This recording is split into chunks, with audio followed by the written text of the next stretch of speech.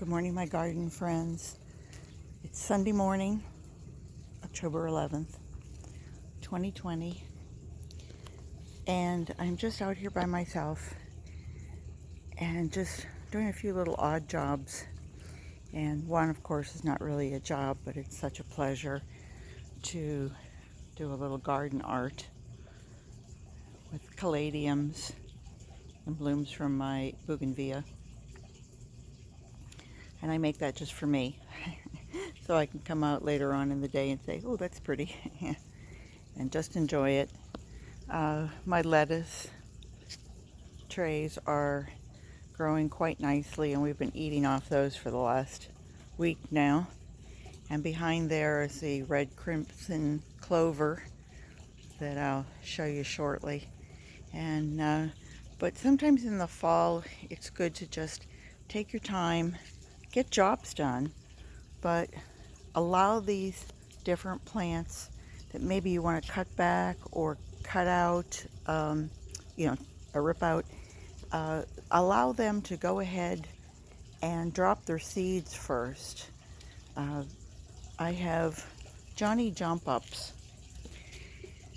I planted this plant probably 10 years ago in my yard, and every year it dies back, and every year it comes back. And it drops seeds.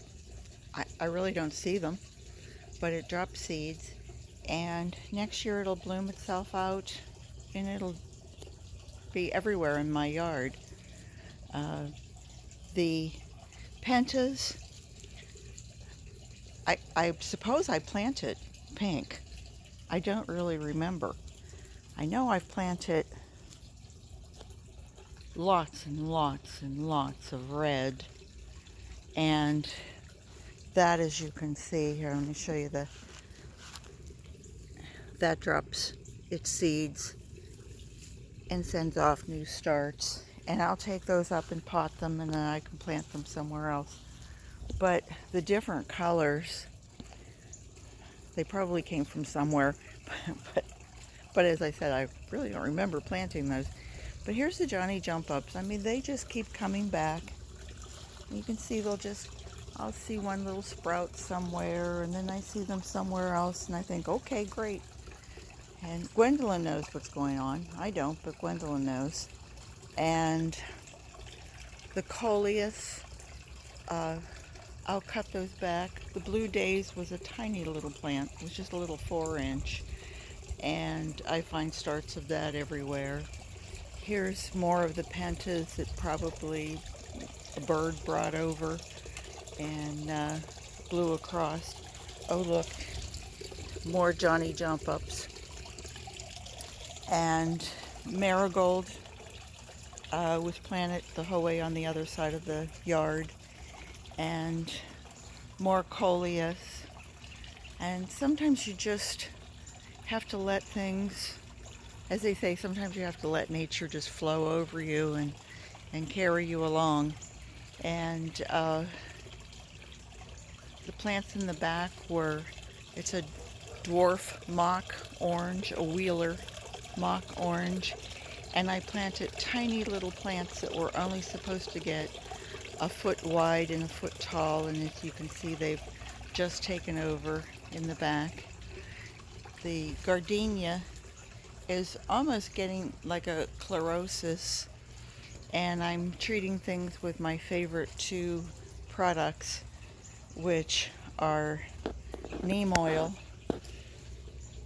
and I mix worm leachate. We used to call it worm tea or worm pea, but it's now being called worm leachate because it comes off the bottom of my worm bin. And celosia over here. More marigolds.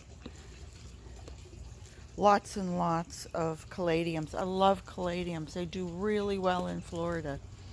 They are one of the largest caladium producers. I think the largest in the world is in Lake Placid, Florida.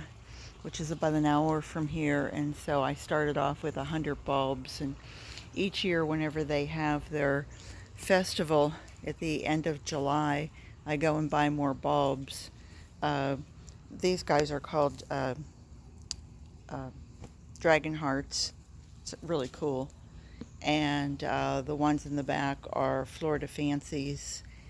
And I don't take the bulbs up. I just let them winter over. And every year they come back for me. So why would I, you know? And so I think that's the end of this tour in the front yard. As you can see, everything's kind of getting tired. We're in the fall, and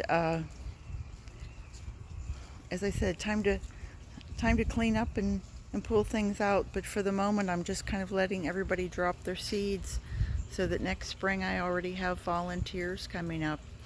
So take care, you all, and we'll see you next time. Bye-bye.